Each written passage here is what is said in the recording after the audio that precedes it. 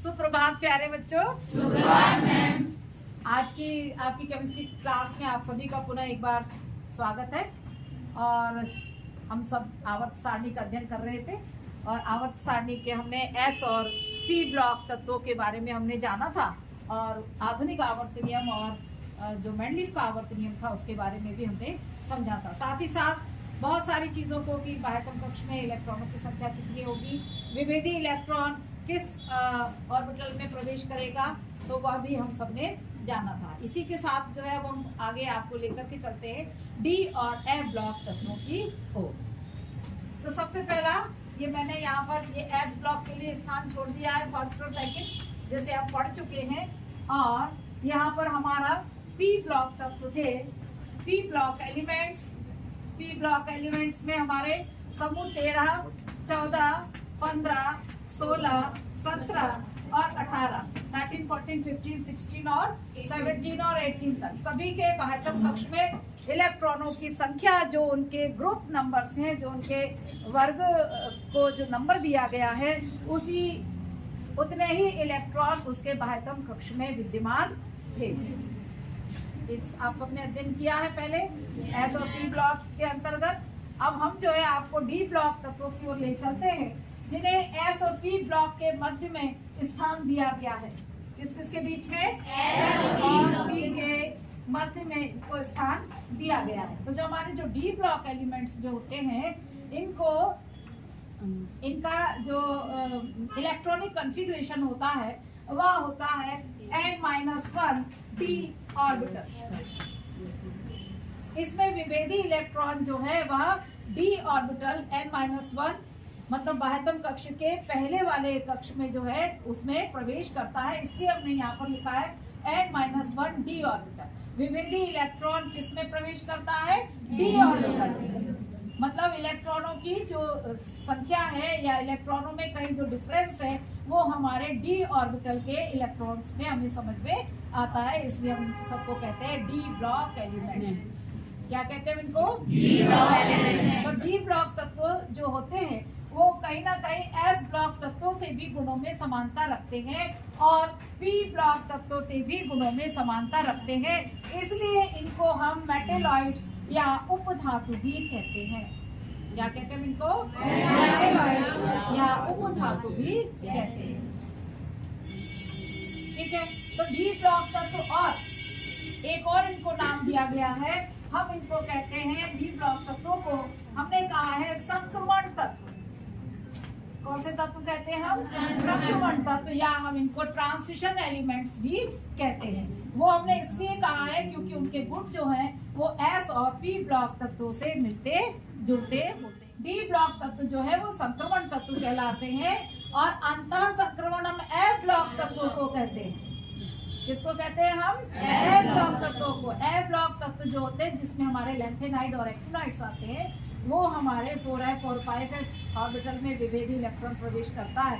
वो inner transition elements, अंतर संक्रमण तत्व, आंतर संक्रमण तत्व और एफ ब्लॉक तत्व भी कहलाते हैं। और ये जो है ये हमारा डी ब्लॉक तत्व और इनको हम क्या कहते हैं? संक्रमण तत्व। संक्रमण यानी ट्रांजिशन, ठीक है, संक्रमण तत्व कहलाते हैं इनके। और ऐसा क्यों कहते हैं? क्योंकि एस और पी ब्लॉक तत्वों से इनके गुणों में समानता प्रदर्शित करते हैं, इसीलिए हम इन्हें उपधातु भी कहते हैं। तो सबसे पहला जो है हमारा डी ब्लॉक तत्वों की 4 श्रेणियों में विभाजित किया गया। किसमें विभाजित किया गया है? तो सबसे पहला जो है हमारी श्रेणी है 3D। कौन सी है? 3D। तो इसको याद करने का भी एक तरीका हम आपको बताएंगे। और 3D श्रेणी में जो तत्व हैं हम उनके नाम यहाँ पर लिख रहे हैं।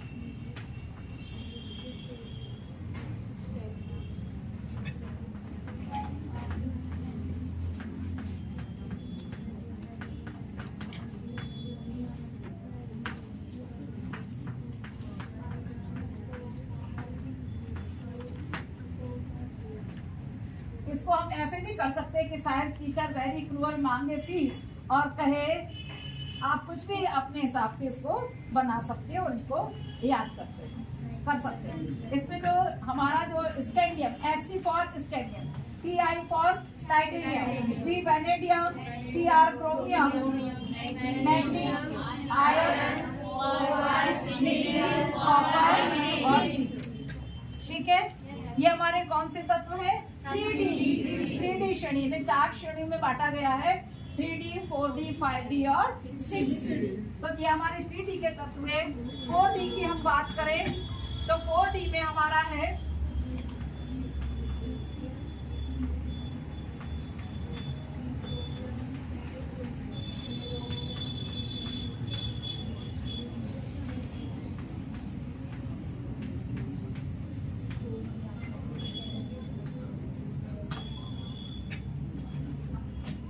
देख रहे होंगे कि हमने 4D तत्वों के नाम लिखे हैं। इसको भी हम लोग जो भी आप तरीका अपनाना चाहें उससे आप याद कर सकते हैं। यार, Zaheer, Nabi, Mohammad, technician, ruling, Rahim, PD, Agarwal, देगा, सीडी। क्या लिखा है मैंने? यार, Y yttrium, Z R zirconium, nobelium, molybdenum, technetium, ruthenium, rhodium, palladium और आपका सिल्वर और आपका कैडमियम। ठीक है, तो ये जो है, और आगे मैं इनको बताती चलूंगी। तो ये हमारी कौन सी श्रेणी थी? 4D श्रेणी। 4D के बाद है हमारी 5D श्रेणी। तो 3D, 4D और 5D श्रेणी। 5D श्रेणी का तत्व है हमारा, पहला तत्व है लैंथेनम, परमाणु क्रमांक 57। परमाणु क्रमांक 57। ठीक है, तो हमने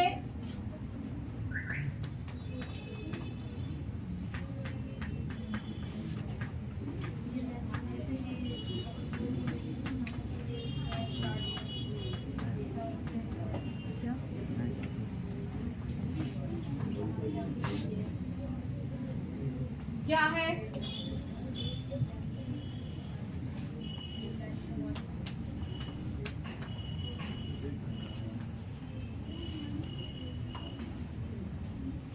हो गया। ये हमारी 5D श्रेणी लैंथेनम से स्टार्टिंग है। इसको जो याद करने का तरीका आप जैसा चाहे कर ले। ला, हफ्ता, व, री, ओस, इधर, पिटाई और होगी। ला, हफ्ता, व, री, ओस, इधर, पिटाई और होगी। इससे आपको 5D श्रेणी के तत्वों के नाम याद हो जाएंगे। La, ला, lanthanum, hafnium, tantalum, tungsten, rhenium, osmium, iridium, platinum, gold और आपका मर्क्यूरी। और इसमें मैं आपको बता दूं कि जिंक, कैडमियम और Hg, इन तीनों को संक्रमण तत्व नहीं माना जाता। इन तीनों तत्वों को संक्रमण तत्व नहीं माना जाता। इसका कारण होता है कि इनका d ऑर्बिटल जो है उसमें पूरे 10 इलेक्ट्रॉन्स होते हैं। इनका d ऑर्बिटल फुल फिल्ड होता है, इसलिए जिंक, कैडमियम और Hg को संक्रमण तत्व नहीं माना जाता। जबकि ये आप देख रहे होंगे कि संक्रमण तत्वों के साथ इनको रखा गया। इसके बाद हमारी एक और श्रेणी है 6D श्रेणी। कौन सी श्रेणी है? 6D श्रेणी, जो हमारे एक्टिनियम से स्टार्ट है। कहाँ से शुरू है? एक्टिनियम से।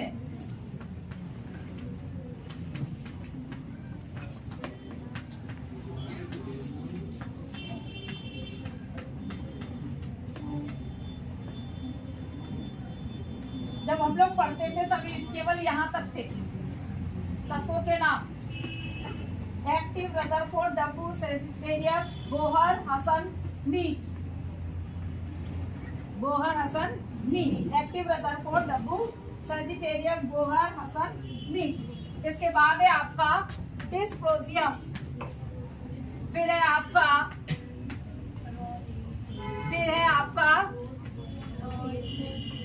ये सब बाद में ऐड हुए, है ना। तो इसको जो है आप कोई ऐसे भी किसी ने किया है कि रंगी हुई कैंडल, ऐसे भी हम इसको याद कर सकते हैं, है ना। Active, Rutherford, Dabbu, Sagittarius, Bohr, Hasan, meet. Dysprosium नहीं है ये, डिस्प्रोजियम नहीं है ये, क्या है इसका नाम? डर्मेस्टेडियम है ना, डर्मेस्टेडियम। और आपका है आरजी, ये क्या है? रोटेंजीनियम। और आपका ये सीएन जो है, ठीक है। तो ये आपके हो गए कितने? 3D, 4D, 5D और 6D श्रेणी। और इसमें हमने कहा जो लास्ट आपका 3D और 4D और 5D का जो सदस्य है वो तीनों को, उनको संक्रमण तत्व नहीं माना जाता, क्योंकि संक्रमण तत्वों के लिए आवश्यकता है कि उसका d ऑर्बिटल आंशिक रूप से भरा हुआ होना चाहिए, फुलफिल्ड नहीं होना चाहिए, पूर्णतः भरा हुआ नहीं होना चाहिए। जैसा कि आप सभी जानते हैं कि s ऑर्बिटल में हमारे कितने अधिकतम इलेक्ट्रॉन हो सकते हैं? p ऑर्बिटल में कितने अधिकतम इलेक्ट्रॉन हो सकते हैं? 6। और मैंने कहा d ऑर्बिटल में कितने अधिकतम इलेक्ट्रॉन? 10, है ना। तो चूंकि हमारे जिंक, कैडमियम और Hg में तीनों में 10-10 इलेक्ट्रॉन प्रेजेंट है, इसलिए यह पूर्ण पूरित ऑर्बिटल होने के कारण जिंक, कैडमियम और Hg को संक्रमण तत्व नहीं माना जाता। ठीक है, इतना आया सबको समझ में? तो ये हमारे कौन सी श्रेणी थी? 3D, 4D, 5D और 6D श्रेणी। और उसका मैंने आपको तरीका भी बताया कि किस तरीके से याद करते हैं। और मैंने ये भी कहा कि डी ब्लॉक तत्व जो है वो संक्रमण तत्व कहलाते हैं। ठीक है, डी ब्लॉक संक्रमण तत्वों की विशेषता है। संक्रमण तत्व रंगीन आयन बनाते हैं, परिवर्ती संयोजकता प्रदर्शित करते हैं, विभिन्न ऑक्सीकरण अवस्थाएं दर्शाते हैं, है ना। और इनमें धात्विक गुण भी दर्शाते हैं, इनके मेल्टिंग पॉइंट और बॉइलिंग पॉइंट हाई होते हैं। अब सबसे पहली बात मैं आपको बताऊं कि संक्रमण तत्व रंगीन आयन बनाते हैं क्यों? संक्रमण तत्व रंगीन आयन बनाते हैं क्यों? ये भी मैं आपको साथ में बताते चलती हूँ, क्योंकि इसमें हम सभी जानते हैं कि कोई भी जो इलेक्ट्रॉन जो होता है, आप सबने यदि पढ़ा हो तो जो हमारे जो डी ऑर्बिटल जो होते हैं, तो डी ऑर्बिटल में आप सभी को मालूम होगा कि इसमें इसको हमने कितने भागों में बांटा होता है? 5 में, 1, 2, 3, 4 और 5। ये भी जो है ये दृश्य प्रकाश का अवशोषण करके जो है क्रिस्टल फील्ड थ्योरी है, वो ये बताती है कि इसके जो 5 ऑर्बिटल जो हैं ये 2 भागों में बटे होते हैं। एक है हमारा T2G और एक है हमारा EG। कौन सा है? एक, हाँ, मतलब 3 जो है वो आपके एक तरफ 3 है और दूसरी तरफ हमारे 2 है। तो जब इलेक्ट्रॉन जो है वह लोअर एनर्जी स्टेट से जब हायर एनर्जी स्टेट को पहुंचता है, तब वो क्या करता है? दृश्य प्रकाश का अवशोषण करता है, दृश्य प्रकाश का अवशोषण करता है, और उसके फलस्वरूप जो है यह लोअर एनर्जी स्टेट से हायर एनर्जी स्टेट को जाता है, और जब वापस आता है हायर एनर्जी स्टेट से अपने लोअर एनर्जी स्टेट में, तब यह दृश्य प्रकाश को उत्सर्जित करता है। इसीलिए ये रंगीन आयन बनाते हैं। इसको हम डीडी संक्रमण कहते हैं। क्या कहते हैं उसको? डीडी संक्रमण। मैंने बिल्कुल अभी आपको शॉर्ट में बताया है, ये सब आपकी 12वीं क्लास में है। ठीक है, और कुछ डी ब्लॉक तत्वों की विशेषताएं तो है ही आपके कोर्स में, है ना। तो मैंने ये आपको डी ब्लॉक तत्वों को समझाने की चेष्टा की है, और मुझे लगता है कि आप सभी को बहुत अच्छे से समझ में आ गया होगा। ठीक है, अब हम एफ ब्लॉक तत्वों की ओर चले। इसको रब कर दूं मैं।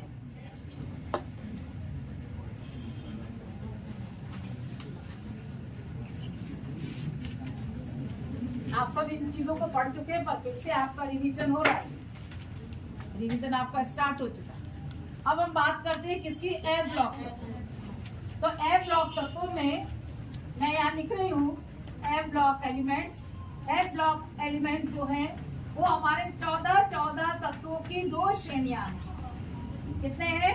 14 एलिमेंट्स वहां पर उपस्थित है। किसमें?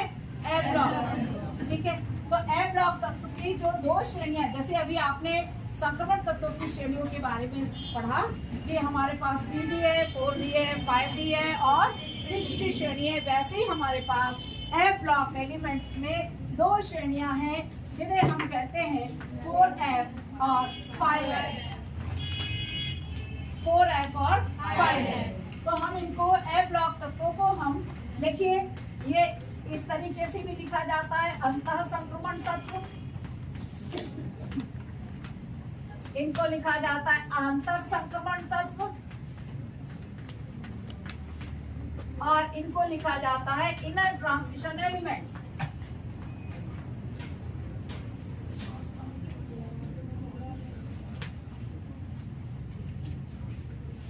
Inner transition elements.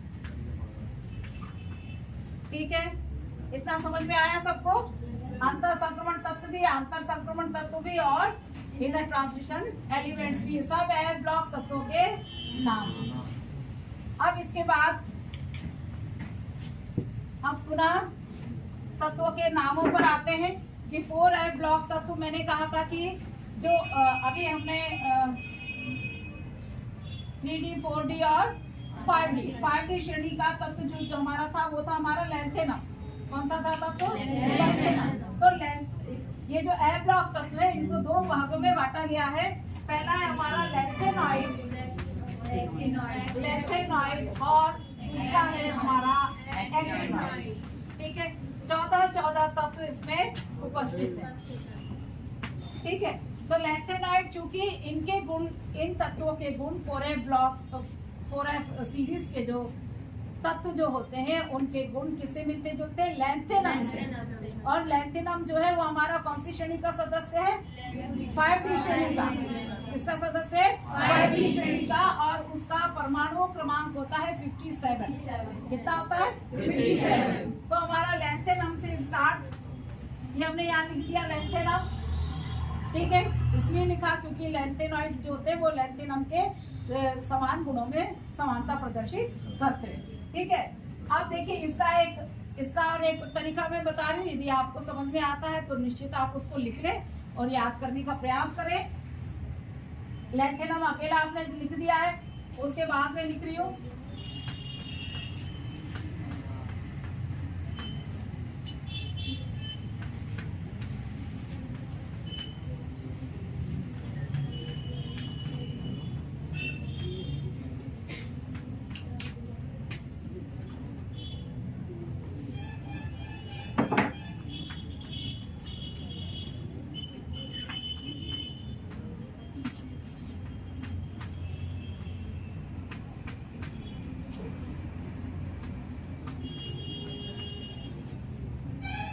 लैंथेनम से ल्यूटीशियम तक। लैंथेनम से ल्यूटीशियम तक।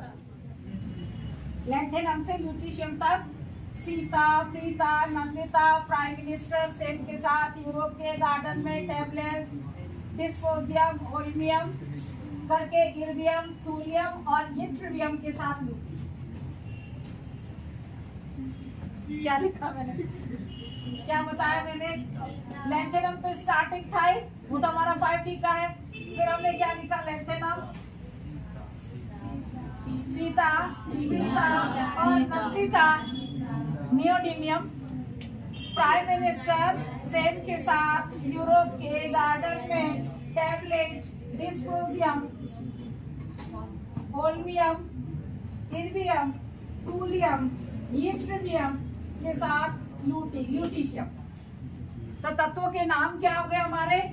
सीरियम है, प्रेजियोडियम है, नियोडीमियम है, प्रोमीथियम है, समेरियम है, यूरोपियम है, गैडोलिनियम है, टर्बियम है, डिस्पोजियम है, होल्मियम है, इर्बियम है, थूलियम है, यिट्रियम है और ल्यूटीशियम है। 57 और इसका परमाणु क्रमांक होता है 71।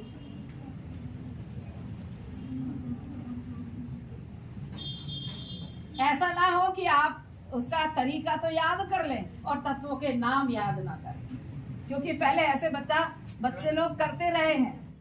तो ऐसा भी करते रहे कि बच्चों ने तरीका तो याद कर लिया, परंतु जो हमारा मुख्य उद्देश्य था इसका ये तरीका बताने का, वो हमारा मुख्य उद्देश्य था कि तत्वों के प्रतीक बच्चों को याद हो जाए प्लस उनके नाम याद हो जाए।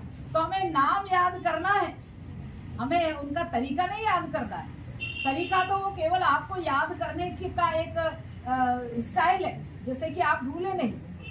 आप समझ रहे हैं ना? है ना? ठीक है, जैसे कि आप उसमें पढ़ते हैं तत्वों के संकेत में कि लेफ्ट साइड और राइट साइड, तो लेफ्ट साइड में लिखते हैं तो क्या आता है, 10 की घात क्या करते हैं, माइनस करते प्लस करते, बताइए। चलिए अब ध्यान करिए और फिर सोच के मुझे बाद में बताइएगा। ये मैंने प्रश्न आपके लिए उछाल दिया है, अब आप इसको सोचते रहिए और इसको ढूंढिए, सर्च करिए। तो ये हमारे लैंथेनाइड हो गए, कितने तत्व हो गए, ये हो गए हमारे 1 2 3 4 5 6 7 8 9 10 11 12 13। कितने हो गए, ज्यादा हो गए, ठीक है। 14 हो गए आपके, 14 तत्व हो गए, ठीक है। लैंथेनम तो मैंने लिख दिया, लैंथेनम को काउंट थोड़ी करना है, वो तो हमारा 5D श्रेणी का सदस्य है, ठीक है। चलिए तो हम इसको यहाँ पर रब करते हैं, फिर ये हमने कर दिया। चलिए अब हमारा आया एक्टिनॉइड्स। एक्टिनॉइड्स भी हमारे पूरे 14 तत्व है। कितने तत्व है, 14।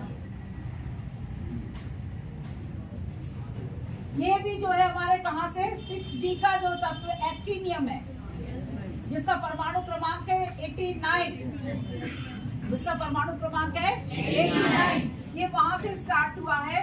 तो हमने यहाँ हम लिख जरूर दे रहे हैं, क्योंकि इसके गुण जो है एक्टिनॉइड तत्वों के गुण एक्टिनियम से मिलते जुलते होते हैं, इसीलिए एक्टिनियम के नाम के आधार पर इन तत्वों को एक्टिनॉइड्स कहा गया है।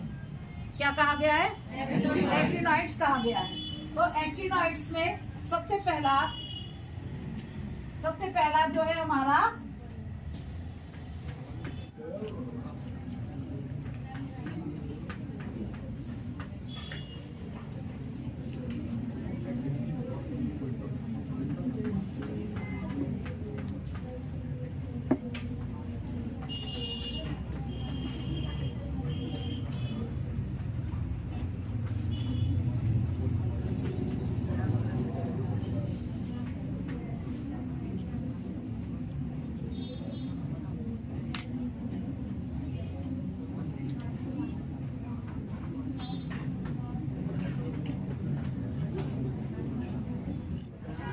एक्टिनॉइड्स तत्व जो है हमारे 5F सीरीज कहलाएगी, और क्योंकि एक्टिनियम से स्टार्ट है, एक्टिनियम के साथ गुणों में समानता प्रदर्शित करते हैं, इसलिए हम इनको एक्टिनॉइड्स तत्व कहते हैं। एक्टिनियम जो है हमारा 6D श्रेणी का तत्व है। इसके बाद के जो तत्व है वो हमारे एक्टिनॉइड्स में आते हैं। तो इसमें थोरियम है, प्रोटा एक्टिनियम है, यूरेनियम है, नेपच्यूनियम है, प्लूटोनियम है, अमेरिशियम है, ड्यूरियम है, बर्केलियम है, गैलीफोर्नियम है, एस्ट्रियम है, फर्मियम है, मेंडलियम है, नोबियम है और लॉरेंशियम। तो अब ये आपके ऊपर है कि आप इसको कैसे याद करते हैं, क्योंकि इसको जो है एक तरीका जो है वो आपका स्टोरी के रूप में भी है, और मैंने तो बिल्कुल ऐसे ही उसको ऐसे ही याद किया है कि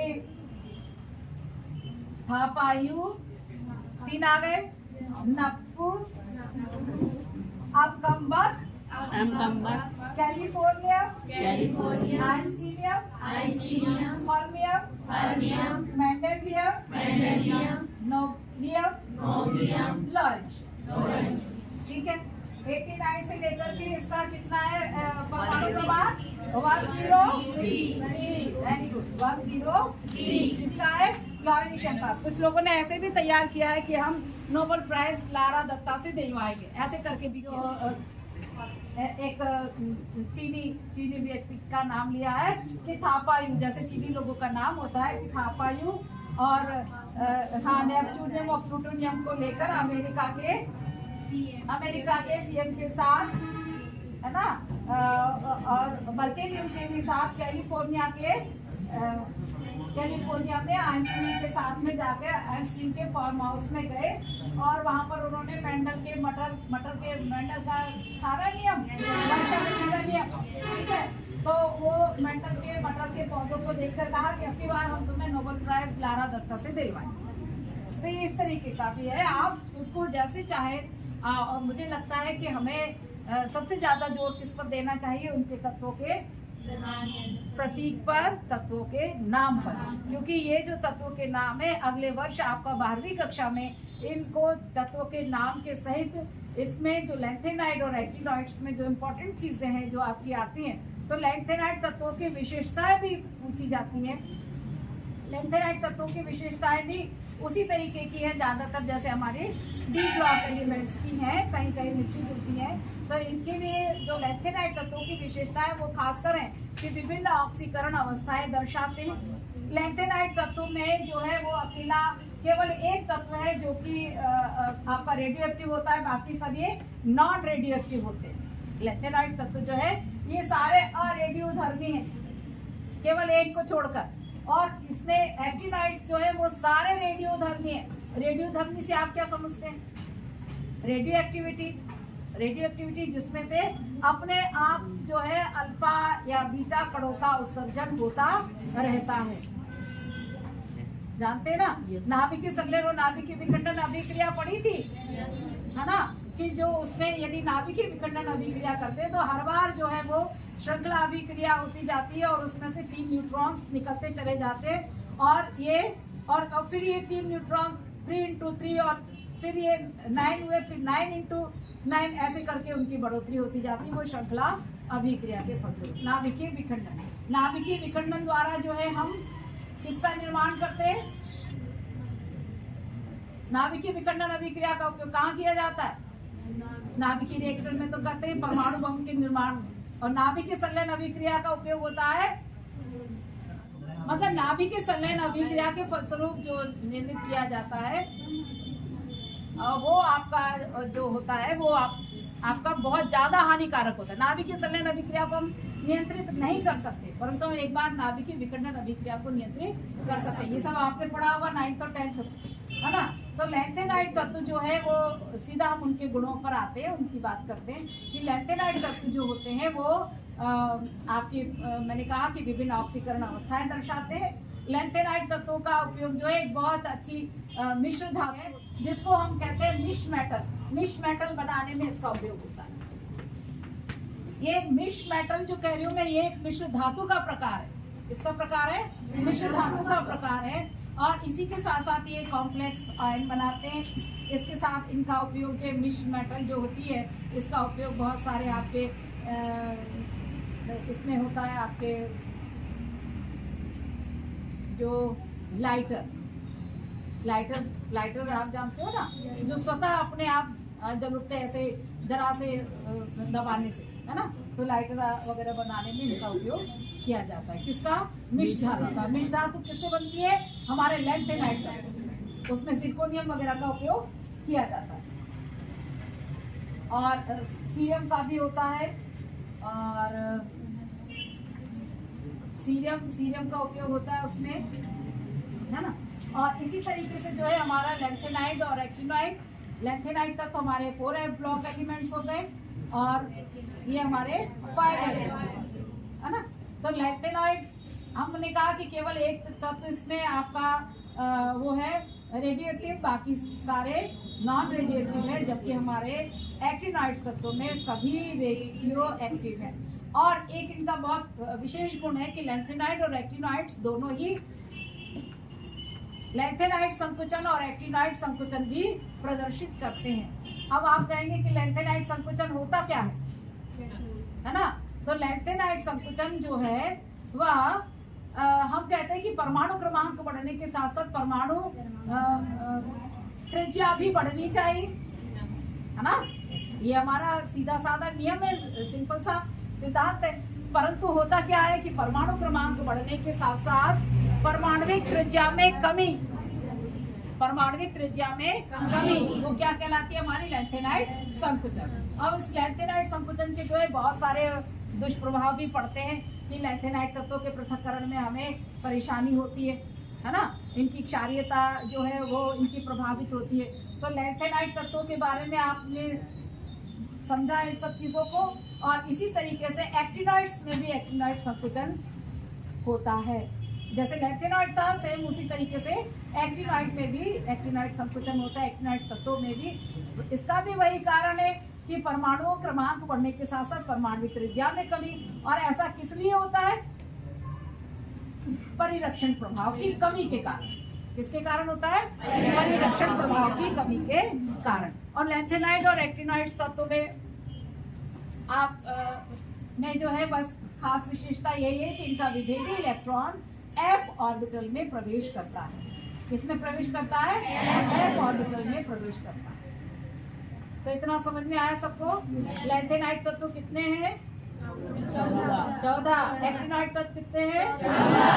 14। यानी 14 तत्वों की यह सीरीज होती है, लैंथेनाइट्स की भी और एक्टिनाइट्स की भी। लैंथेनाइट चूंकि लैंथेनम से समानता रखते हैं इसलिए इनको लैंथेनाइट्स कहते हैं, और एक्टिनाइट्स जो है वो एक्टिनियम के साथ गुणों में समानता रखते हैं इसलिए एक्टिनाइट्स कहलाते हैं। मुझे लगता है कि अब आपको लैंथेनाइट और एक्टिनाइट तत्वों के बारे में काफी कुछ समझ में आ गया होगा, और इसीलिए अब जो है मैं अपनी क्लास को यहीं पर समाप्त करती हूँ। आप सभी का बहुत बहुत धन्यवाद। Thank you.